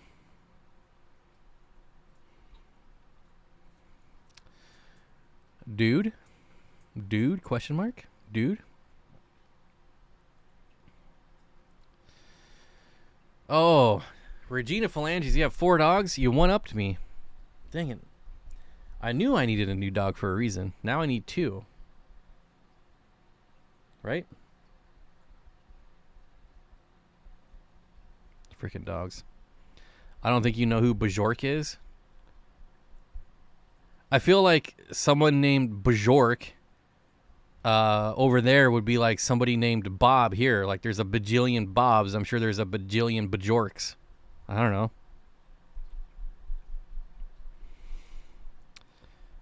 They might. I just can't find info for when they meet. They have a private Facebook group. Of course it's private. That makes a lot of sense. Oh, there's one in Victoria, too. Now, that would be really fun. I didn't know there was a Greater Victoria Aquarium Society. Ah, we could take the Victoria Clipper up there. Oh, never mind. The link to their website didn't work, so they might be defunct. This one didn't work either. Maybe it's the co-op website that doesn't work. Let me try Seattle. Nope, the Seattle one works. So yeah, their websites are bajorked. They don't work. Surrey and Victoria, come on, get your websites up, get them running. I have been on the Victoria Clipper once. It's pretty nice. Victoria Aquarium. The Victoria Aquarium is pretty nice too. Society? I don't know. Why is it society? Do they try to make it sound all like fancy? Greater Seattle Aquarium Society. What is it again? Greater Victoria Aquaria Society. Okay. Now we're really getting fancy. Greater Victoria Aquaria Society. Just that name makes me think that these are probably people that like to smell their own farts. I don't know. Aquaria. Let's see. Nope. Yeah, not a lot of info on that one. Bob, a 3 of mine weigh less than 1 of yours. Well, that's true, but it's a numbers game, not a weight game. Chlorophyll, more like borophyll. She's a chick that wore the swan to an award show years ago. She's a little strange. What? You're going to get me in trouble for saying chick. You can't say that anymore. Bajork has a video where she... wait, Bajork is a girl? Oh. Whoops. How am I supposed to know? I don't know who this person is. Has a video where she describes in great detail how CRT TV works. Very odd, but interesting. Okay. She is not a Bob. So she's a Bobby, not a Bob. A Bobby with an IE. Did you ever buy from Sand City Cichlids? Turns out they scammed a ton of people. People ordered fish and never got them their fish or their money back. No. No, I'm very picky on who gets my money. Sand City Cichlids. Let's what do the reviews say? No response for months. Finally responded and sent the fish. Fish got lost in transit and promised to send out replacements. That was a month ago. No response. Just tell people what is up with either make it good or goods. Okay, there's one person. Just a straight up theft. Paid for 6 Lamprologus calopterus in January. Never received a fish or replies to any messages I sent. This guy used to run a good business, but he's apparently bailed while leaving a lot of customers on the hook. I also disputed the charge on my card and got my money back. Ordered on the 3rd of May. Heard absolutely nothing after I paid over $150. I tried emailing many times, messaging on both Facebook and Instagram. Finally was able to dispute the charge with my bank and get a refund. Yep, sounds like a bunch of losers.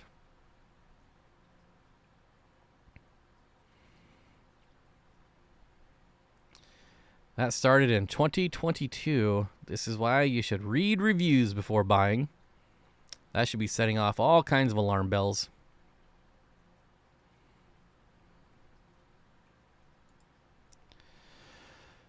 Gur, just seen that Motor City Aquarium Society is having Jason Adams Primetime Aquatics this Thursday. Yep. Didn't Bajork attack the Asian reporter? Oh, that's who. I remember that video. Okay. So, yeah, Bajork is that weirdo, right? I remember seeing that video. You see exit scams in the crypto world. First time hearing about a fish store exit scam. It happens a lot. Could be a medical issue, but at least refund people. Yeah.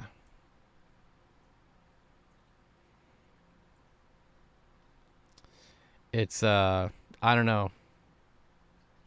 If I had people that buy from me and, like, I got a heart attack or something and went to the hospital, I'd be like, give me a laptop. I got to refund these people. I wouldn't be keeping people's money. That's just me, though.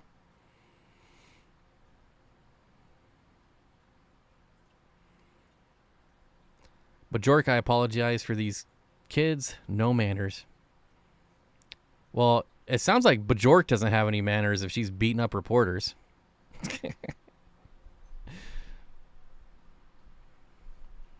So to say, I've bajorked myself.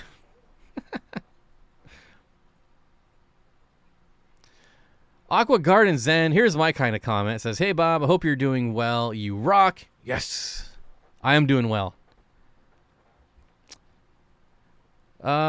Interesting. Maybe I'm just privy to more scammers because I talk to, you know, get a couple hundred people here every night, but I've definitely seen a lot of these fish scammers in my time. Like this is why I'm like very selective. Very, very selective.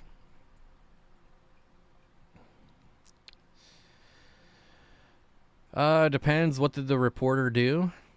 I think just asking questions, right? Was just like following along beside her and was asking questions. I don't know. Yeah, it was nothing. It was in the airport or something, right? And she just went bonkers. I'm gonna look at it right now. Bajork attacks reporter. Wow. This video was uploaded 17 years ago. How crazy is that? Maybe it was the pressure of the... So she's walking out. She's walking out of the airport. Just walking. Obviously got paparazzi, but they're not in her bubble. Like, there's no one around her. And then she just hauls off and starts whacking this. Yeah. Grabs her hair and throws her. This reporter was like 10 feet away. I'm more blown away by the fact that this video was uploaded 17 years ago. How old am I? Can you believe that YouTube has been around for 17 years? Whew. Enjoy your videos. Just one more fish. Thank you. I appreciate it. She blamed jet lag. I've had jet lag a lot, and I don't think I've ever wanted to attack a random person. But, you know, I guess it affects us all different. Bob, are you a Pink Floyd guy by any chance? I like a couple of their songs. Before Home Dude left. I don't remember his name. So I would say I like some of their songs, but I'm not a big enough fan to know what their names are. Like, if you said their names, I would know, but I don't remember offhand. To be fair, some reporters deserve it. Oh, yeah, for sure. For sure. This is definitely not one of those situations, though. This is like when Dennis Rodman kicked that cameraman and the family jewels. Like, he didn't deserve it. This is one of those situations. When did YouTube even start? In 2006. It started before that. It was Justin.tv, which was started in the early 2000s. And then it was bought and changed to YouTube. So, I mean, you could go really far back. But as far as YouTube, I think 2006-ish. See video of Buzz Aldrin decking a guy who kept hounding him about the moon landing being faked. Buzz Aldrin says the moon landing was fake, so that doesn't make any sense. Like, that's funny. If we can forgive a cichlid, we can forgive Bajork. She's an artist. I mean, I can't sit here and like act all high and mighty and say I've never done anything that, you know, that was questionable or that someone may or may not have deserved. We all make mistakes. But I don't know. That's pretty out there. Like, I've never beat someone that didn't deserve it, like, randomly.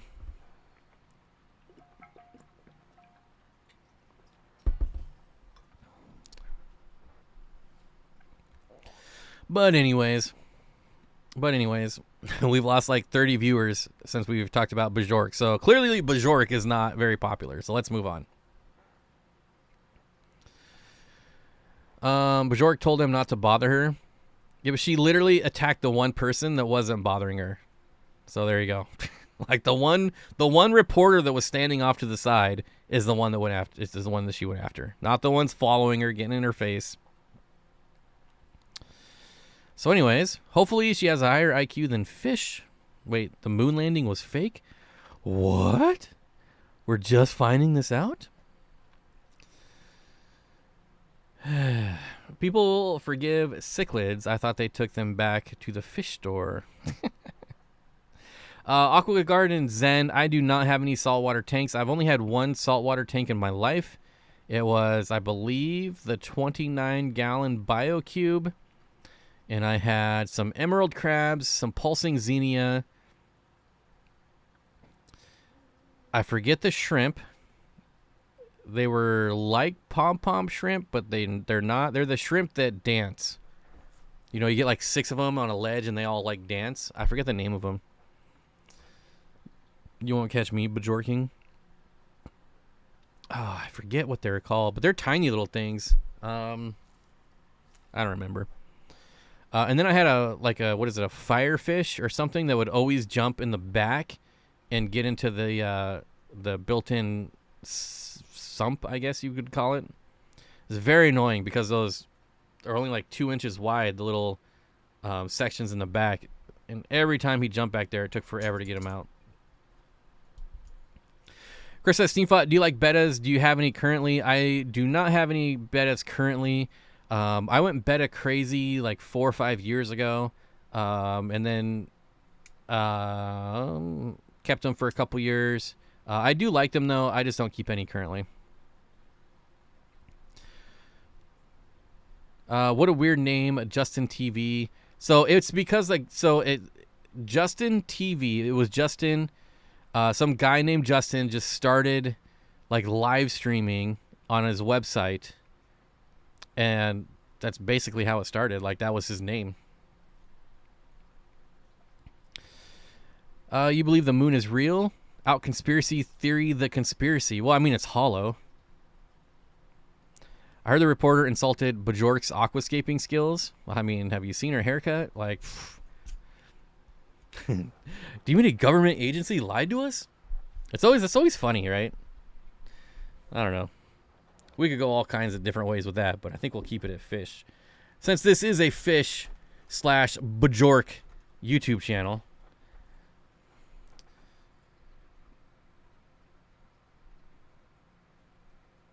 Hold on. Hold the phones here.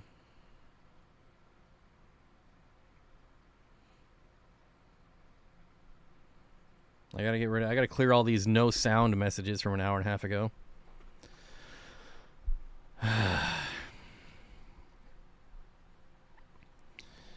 Cleaning my protein skimmer. I would do another. I've been saving my 33-gallon long just for if I ever set up another saltwater tank. I think a 33-gallon long like coral tank would be pretty fun, especially since you would only need like a couple hang-on back filters. And I know saltwater people would freak if you saw a hang-on back filter on a saltwater tank, but I would just use 2 of them. It would give you all the flow you need, and I think it would be pretty interesting.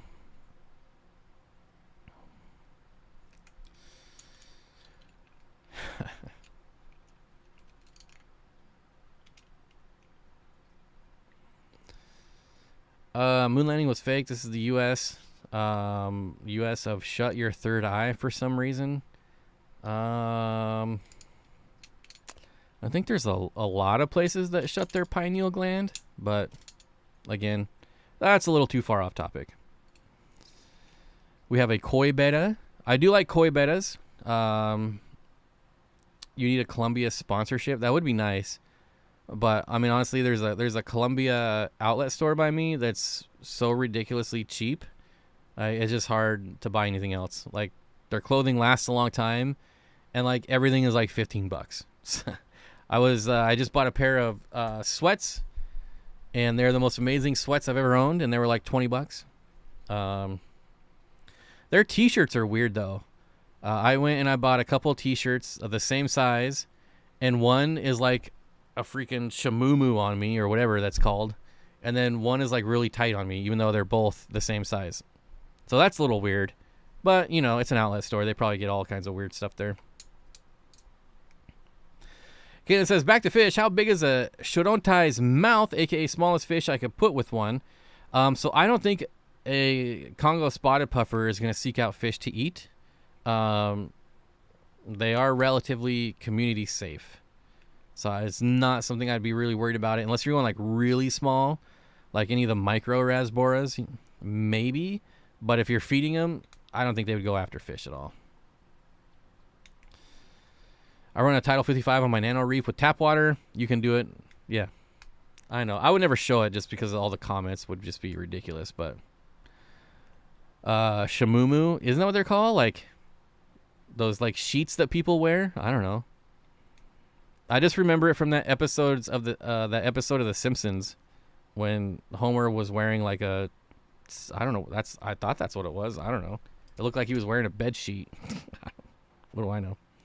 Zen Ginger says, I have 333 longs that are already drilled. They came from a pet store. They're my turtle tanks, but I'm thinking of upgrading them to bigger tanks. Now I'm thinking of corals. Thanks, Bob. What kind of turtles are you keeping in a 33 long?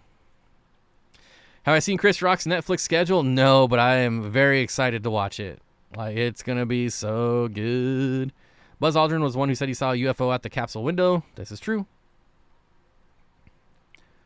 Didn't Homer have a smoo and a moo-moo? Just moo-moo or moo-moo? Oh, there's no shmoo? Well, if I had a moo-moo, I would definitely be shamoo-mooing in my moo-moo. Why would you wear or name an article of clothing after a cow? Like, I don't know. I'm a pretty big guy, and I wouldn't want to be wearing something that's named after a cow. As a big guy, no thanks. Tiny little 4-inch musk turtles, one in each tank. Put them in the same tank and breed them. Like, what are you waiting for? Spawn those bad boys. You spawning turtles? Best thing on back for 2029 with small fish and fry. Aqua clears keep dying and sometimes don't restart after a power outage. I'm telling you. Just get the Aquarium on 20. I'm glad to hear that. I'm so sick of everyone saying how Aqua clears are by far the best. They're the best. The best a man can get. Homer wore a moo-moo, got fat to get workman's comp. I see. I don't know. I remember the episode. I just don't know why you would call it a moo-moo. Moo.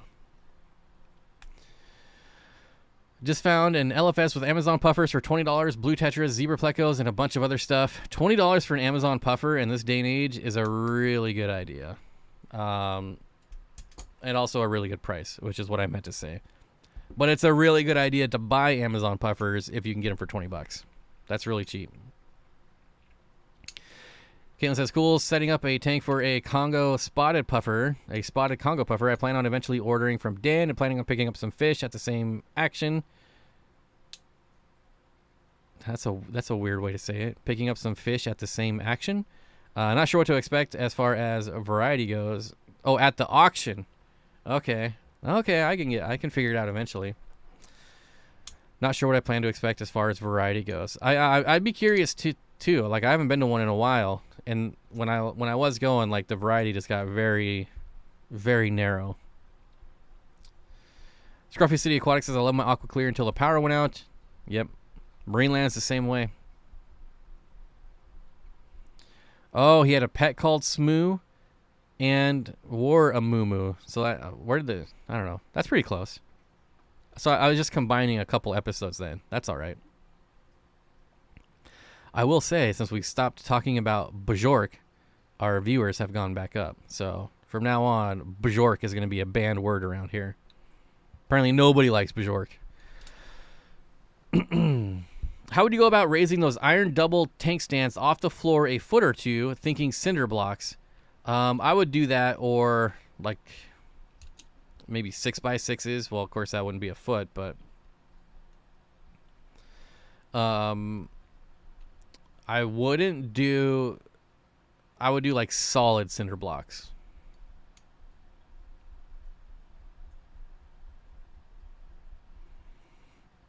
Leslie says, I wish I was lucky in the lottery as I am with Aqua Clears. Never had one not restart after a power outage. And I've been using them for almost 30 years. I assumed you were combining Shamu and Mumu. Oh, like Shamu the whale? Is that a thing? Shamu? Is that a whale?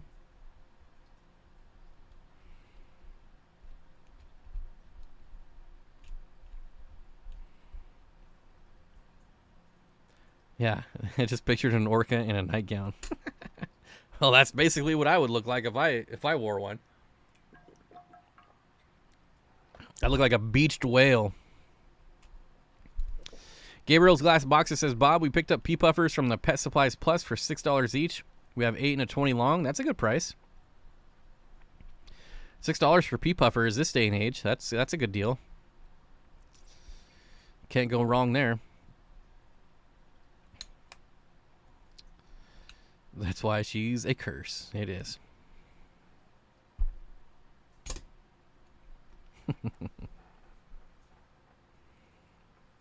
He got fat so he could work from home. That's right.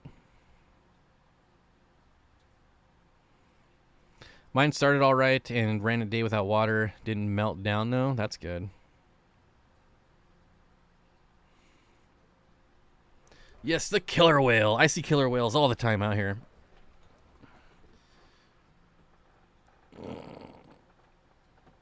Shazam. Shazam. I'd pay Bob. I'd pay to see Bob in a moo-moo. Yeah, see, everyone always says, like, I'd pay for this, but when it comes time to buck up, no one ever does. I don't fall for that stuff anymore. Oh, gonna get a good shoulder stretch. Oh, I need a sit-stand desk. That's what I need. Freshwater Aquatics, howdy doody. You know what? So would I. That's the donation goal. The donation goal. I've never had an Aqua Clear filter restart, ever. I've never had the media tray actually stay at the bottom. It's always floated up and then pushes the lid off.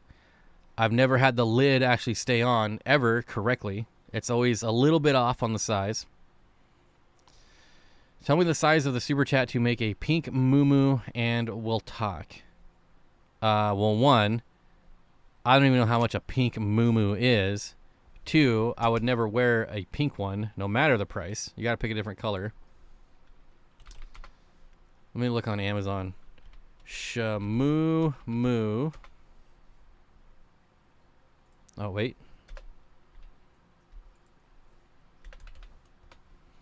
Shmoo-moo. If you search Shmoo-moo, you'll get a picture of a giraffe saying moo on a t-shirt. Okay.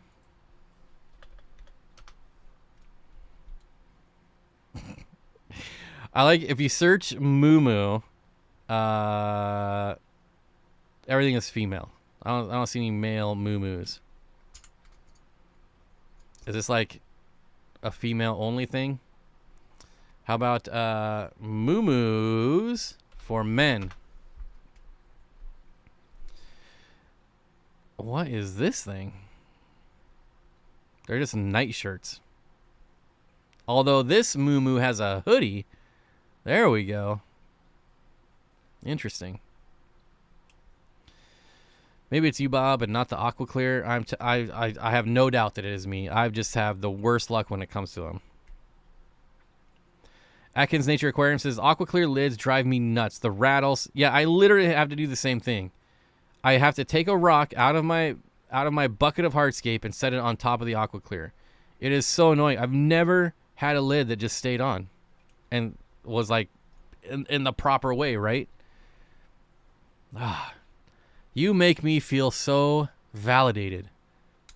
Thank you. A muumuu is a Hawaiian dress.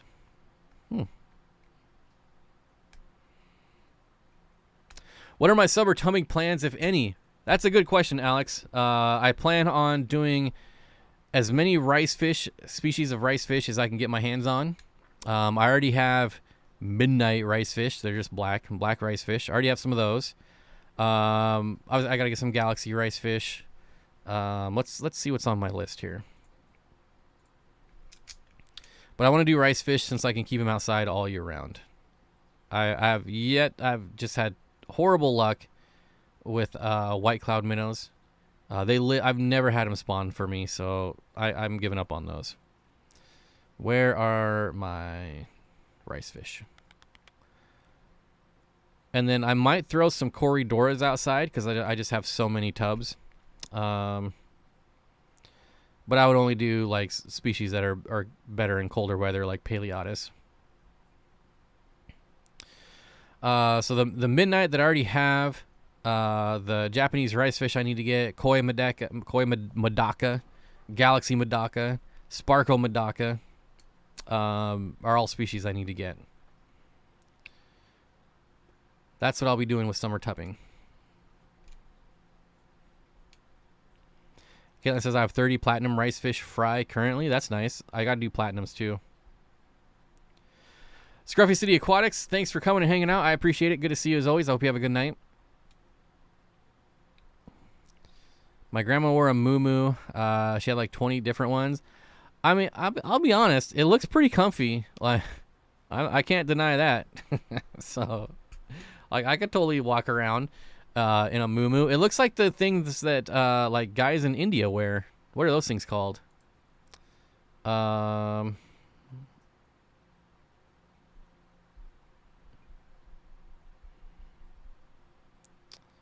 It is.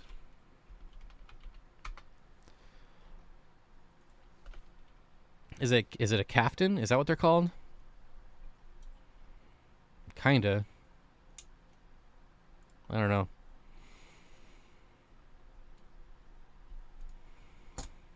Kaftan, yeah. It looks pretty comfy. Like, you know, I'm not gonna knock anything that allows you to be free balling. Like it's just way more comfortable. Not just you, Bob. I feel your pain. Good. I'm telling you. Freaking aqua clears. Ooh, finally someone saying something negative about Seachem titles. I like it. I love my aqua clears. I can't stand the Seachem titles. The Marineland Pros constantly bypass too. Aquarium Cop needs to make a filter with the best of all three. That's the goal.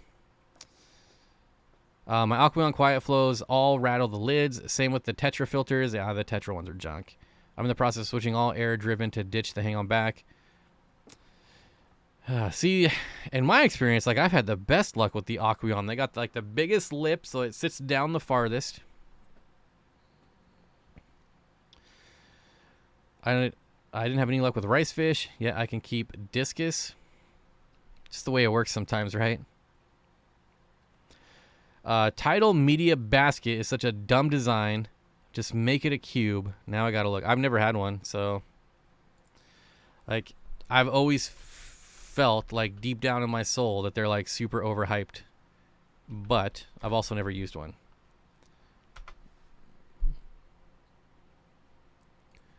I just want to see the media tray. How do I see just the media tray?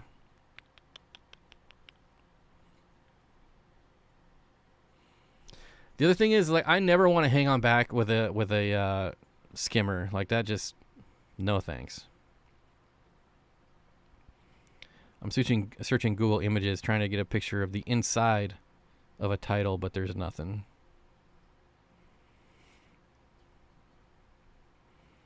I wouldn't mind playing with one, but I'm just not going to pay the price for something that's just I don't need.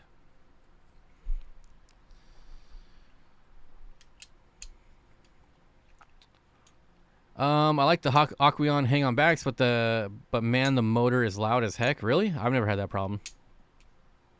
You might just have like maybe like a grain of sand or something causing it to vibrate.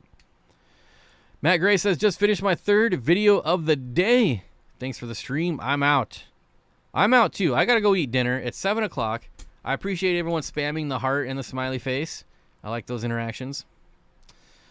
Whipswirl says I don't use lids on my aqua clear hang on back filters. I put pothos in there. I mean, that's true. I do have pothos growing out of a lot of mine. I think when I build my fish room, I'm going to do all sponge filters. That's just the way to go. If you're doing a whole fish room, you don't want to do maintenance on a whole fish room of hang-on backs or canisters, possibly sumps if it's all big tanks, because sumps take like 2 seconds to clean, so that's not a big deal. I'll give you a title to play with. Why isn't there a company making air-driven hang-on back filters? I have no idea. Title 35 bypass the media and skimmer clogs, aqua clears, so far sponge filters, and flue canister. Yeah, I mean, a surface skinner on a hang-on back just seems like a terrible idea. Like, just something else to clog and break. But anyways, that's going to do it. It is 7 o'clock. That has been 2 hours. I'm starving. I'm going to go get some dinner. Got to take the dogs out anyways. So thanks, everyone, for coming and hanging out. I appreciate it. Thanks, Mod. Zen, thanks for the links. I appreciate that as well. Don't forget to use that pinned comment link for 10% off your order at Dan's Fish. And otherwise, I hope you all have a great week, and I will see you all back here next Monday, 5 p.m. PST. Thanks for stream, Bob. Thanks, Mod, Super Chatters, Lurkers, and chat. Stay safe, everyone. I agree.